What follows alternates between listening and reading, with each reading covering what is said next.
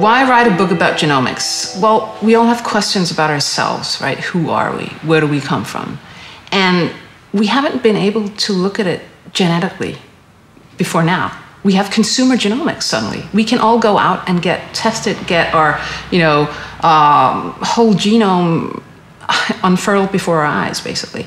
So, and I had a lot of questions about mainly, why am I such a depressed person? Why do I get stressed out? Why am I such a sissy, right? So, and I was thinking about my whole family history, because if I go just a couple generations back, my great-grandfather shot himself out of depression, probably. His daughter, my maternal grandmother, was hospitalized for depression and almost got a lobotomy because of it. My mother was pretty much depressed all my life, or all my childhood. And I was thinking, well, is there something more to it than just being raised in depressive families? So I sort of went hunting to see, so what's the heritability here? It turns out that depression is 40% heritable. That's a lot. And then I volunteered for this project at the Copenhagen University, where they look at genes that predispose for depression, anxiety, so on, and personality.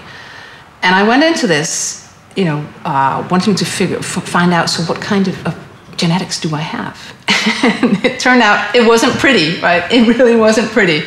But still, it gave me something to know this, because, again, the knowledge is empowering.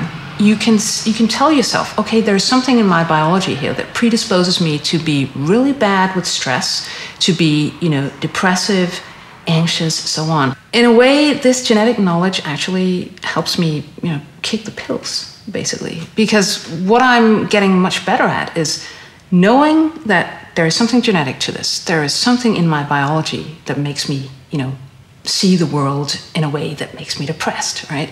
That enables me to sort of back off and distance myself from situations and tell myself, hey, dampen down these, depressive, anxious feelings. And, it's partly biological.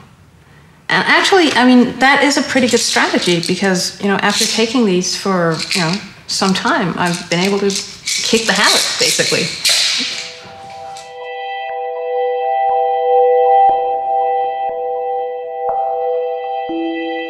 It's a difficult question. Is genetic knowledge always positive?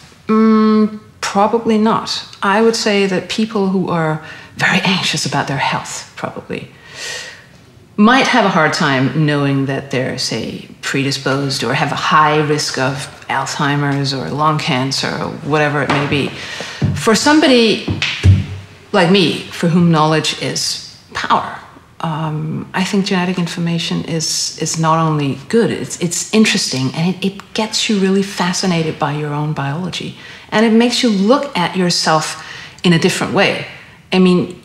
You are, or all of us are, wonderful biological organisms. And getting into that, I think, is a really, it's a much better way to live. It's a much better way to look at yourself. Oh, I'm an intricate biological system. I can do things to myself because I know that I am a system.